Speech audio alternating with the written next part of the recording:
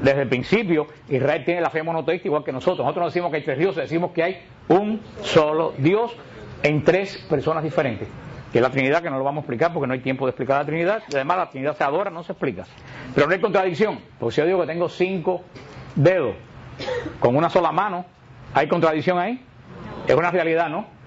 Entonces si yo digo que yo tengo 5 manos que son una sola mano, ahí sí hay una contradicción, porque 5 manos no pueden ser una mano, pero 5 dedos pueden ser una mano. Nosotros decimos que 3 dioses son un Dios, decimos que 3 personas son un Dios.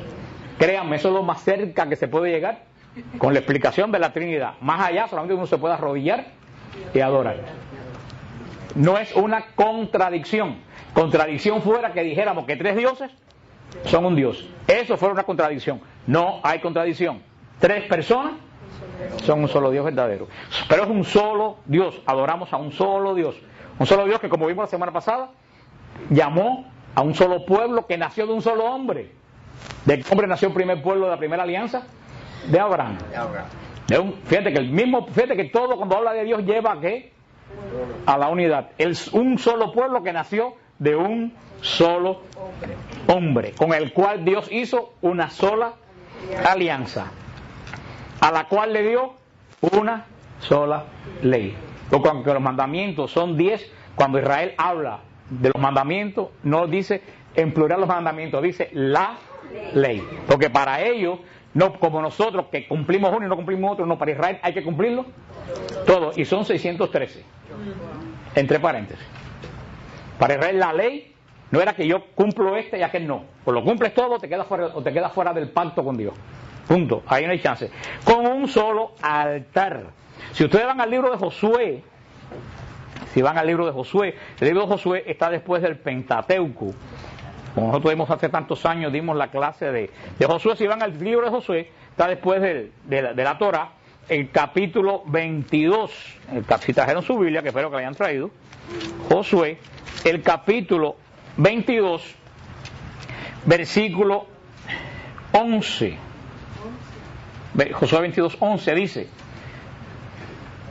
Primero déjeme explicarle qué sucedió aquí. Cuando se hizo la repartición de las tribus de Israel, hubo una tribu que quedó del lado allá del Jordán. O sea, la tribu se dividió en el Israel. ¿En cuántas partes se dividió? No, se dividió en 11, porque los levitas no tenían tierra. La herencia de los levitas era el culto del templo. Yo voy a tener que empezar por el principio de otra vez pero yo no creo que yo llegue otra vez a 15 años explicando la Biblia. Esto se dividió, pero esa parte quedó del lado allá de Jordán, quedó muy lejos de Jerusalén, donde estaba el arca, que en ese momento estaba en Siquén, estaba el arca. ¿Y qué hizo esta tribu? Esta tribu dijo, estamos tan lejos que vamos a hacernos un altar aquí nosotros, para no tener que atravesar el Jordán e ir hasta allá. O sea, esta tribu se hizo un altar, ¿cómo? Aparte. El altar solamente podía estar delante del pacto de testimonio, que es donde estaba el arca, que es donde estaban los 10. ¿Por qué el altar tenía que estar adelante? Porque ¿qué se hacía en el altar? Sacrificio. Grábense esto, no hay altar sin sacrificio. Eso que los protestantes dicen, vengan al altar, y cuando vienen tú ves que no hay nada, lo que hay es una plataforma. No hay altar sin sacrificio. Si no hay sacrificio, no hay altar. ¿Y qué cosas se hacían? ¿Para qué se hacían los sacrificios? Para aplacar la ira de Dios contra los pecados cometidos Israel contra Dios. ¿Dónde estaba la ley de lo que era pecado? Dentro del arca, los 10 mandamientos. Por eso los sacrificios, nada más que se podían hacer delante de donde estaba el testimonio de Dios, que era el pacto en el arca. Por eso solamente el sacrificio se podía hacer delante del arca. Si no estaba el arca, donde estuviera el arca, se hacía el sacrificio. Cuando Israel ya puso el templo fijo en Jerusalén, se puso el arca fijo en el Santo de los Santos, ahí quedaron todos los sacrificios. Pero estamos aquí al principio, donde esta tribu hicieron su altar aparte, y se enteraron los israelitas y dijeron, miren, los rubenitas, los gaditas y la medio tribu de Manasés han levantado ese altar frente al país de Canaán, junto a los círculos de piedra de Jordán, del lado de los israelitas.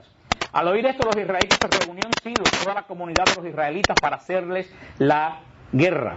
Dice en el versículo 16, esto ha visto la comunidad de Yahvé. ¿Qué significa esa infidelidad que han cometido contra el Dios de Israel, apartándose hoy de Yahvé al construirse un altar, rebelándose hoy contra Yahvé? no teníamos bastante con el crimen de Peor, del que todavía hoy no hemos acabado de purificarnos. O sea, Israel concibió que hacer un altar aparte, ¿qué cosa era? Un crimen. ¿Por qué era un crimen? Porque estaba dividiendo el pueblo. Porque el culto solamente era delante. Pero entonces, fíjate qué importante era para Israel tener un solo altar. Un solo Dios, un solo pueblo, una sola alianza, un solo altar, una sola ley. No solo había una sola ley, había una sola interpretación de la ley. Cualquier sinagoga, en cualquier esquina, no podía decir, no, yo creo que la Torah quiere decir eso. No, toda la sinagoga tenía la misma interpretación de la Torah, que emanaba del templo. Si alguien tenía una interpretación diferente, le caía el jerén, que era la excomunión, era separado. ¿Qué fue lo que pasó con Cristo cuando Cristo dijo el discurso de San Juan 6, que no come mi carne, no bebe mi sangre, no tiene vida eterna? Lo expulsaron de la sinagoga porque no se estaba ajustando a la interpretación de la ley que tenía el templo, que después el templo se confundió. No se confundió, eran 10 mandamientos y terminó siendo 613. Dios no dio 613 mandamientos, Dios dio 10 mandamientos. Fueron los hombres quienes, como siempre, complicaron la cuestión. Había una sola interpretación de la ley que emanaba de las escuelas del templo, y todo el mundo tenía que ajustarse a esa interpretación de la ley de Israel. No había interpretación por cuenta propia, porque eso llevaba por supuesto, a división del pueblo de Dios.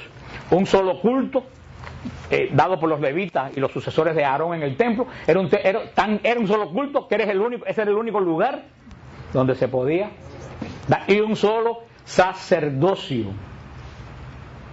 ¿Quiénes tenían el sacerdocio de Israel? El sumo sacerdocio lo tenía la familia ¿de quién? De Aarón. Como ya el levita es familia de Aarón, él sabe, es el único que lo dijo.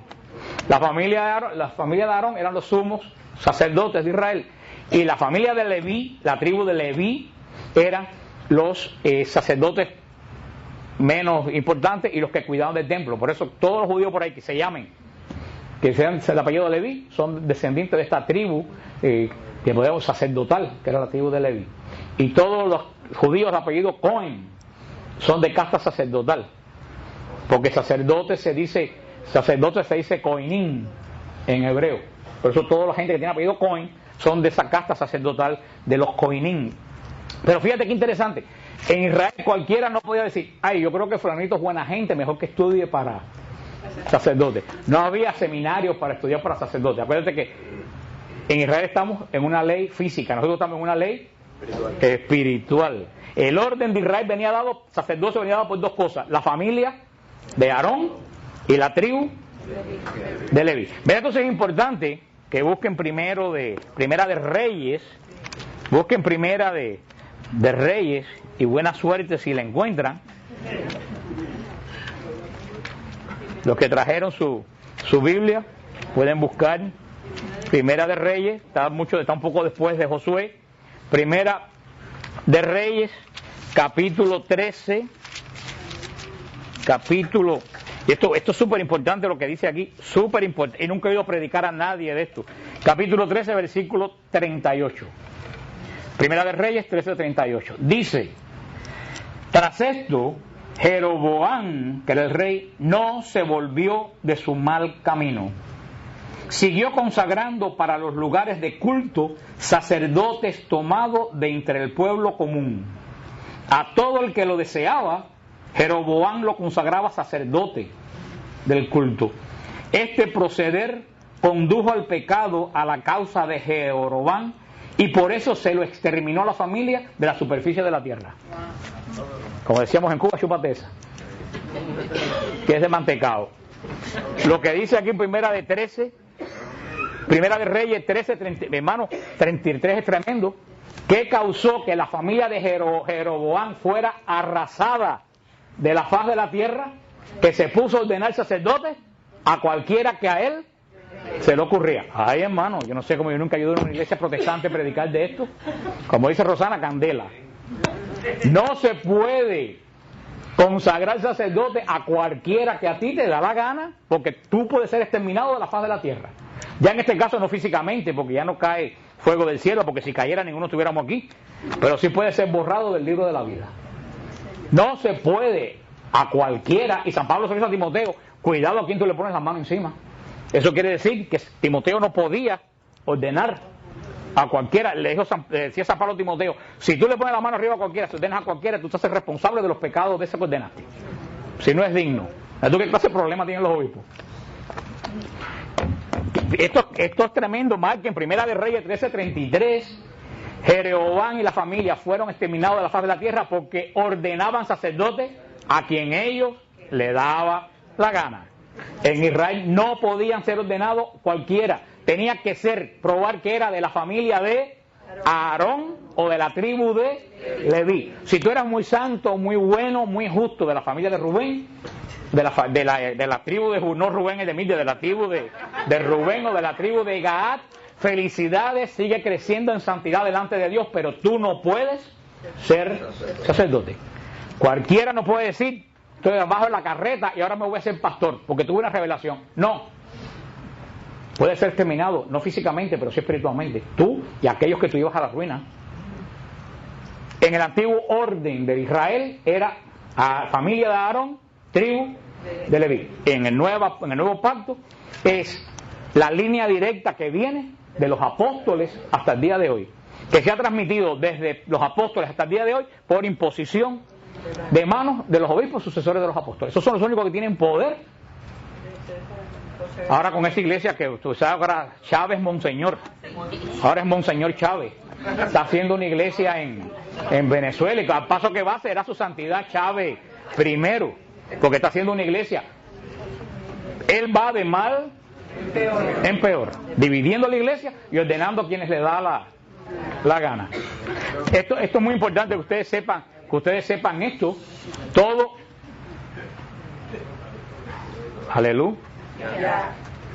Esto es muy importante. Si ustedes guanajean y están perdiendo tiempo con esto, hay ustedes, pero un día ustedes le van a sacar en cara de ven para mi iglesia que tuve una revelación y tú si sabes esto lo vas a poder contestar.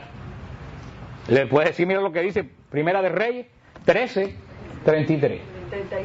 Perdón, 33 en adelante. 33, lo dije del 33 al 34. Primera de Reyes, capítulo 13, 33 y 34.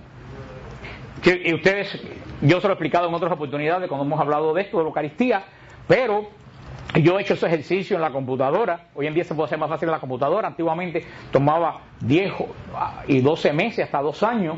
Cada vez que la iglesia va a ordenar un obispo, todos los obispos, la iglesia le entrega lo que es la estirpe apostólica.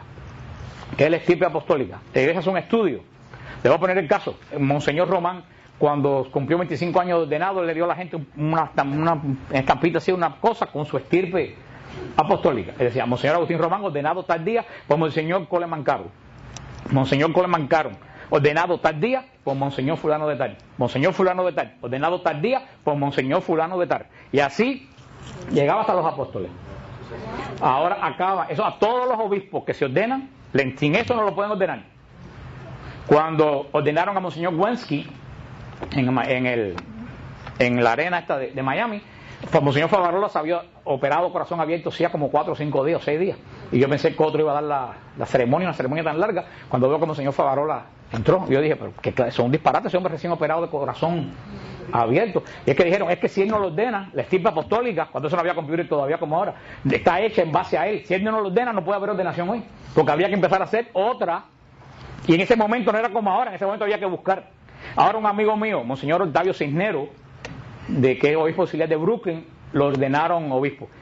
Y yo dije, voy a ver esto, me metí en la computadora y busqué quién ordenó a Monseñor Octavio, y busqué quién ordenó, y así fui hasta el siglo XIV que lo ordenó un papa al obispo ese, y después ya del papa no busqué más, porque después del papa ¿quién está? Pedro, con línea directa. O sea, eso es totalmente verificable. Por eso cuando un obispo le pone la mano encima a un muchacho, no hay duda que está transmitiéndole el poder, la orden apostólica de hacer esto en conmemoración mía, de donde nacen todos los sacramentos. Hermanos, son nuestra iglesia.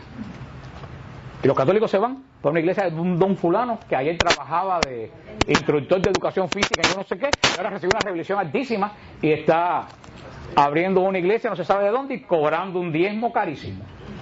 Y entonces los católicos que daban $1 en la misa los domingos, se van para allá a dar cientos y miles. ¿Quién está detrás de todo eso? No lo sé, pero me lo imagino. Hemos visto, repito, quiero que esa palabra se les quede: un solo Dios, un solo pueblo, una sola alianza, un solo altar, una sola ley, una sola interpretación de la ley, un solo culto, un solo sacerdocio. Esto no puede quedar duda que Dios es Dios de unidad. El que quiere romper la unidad de la iglesia es el demonio.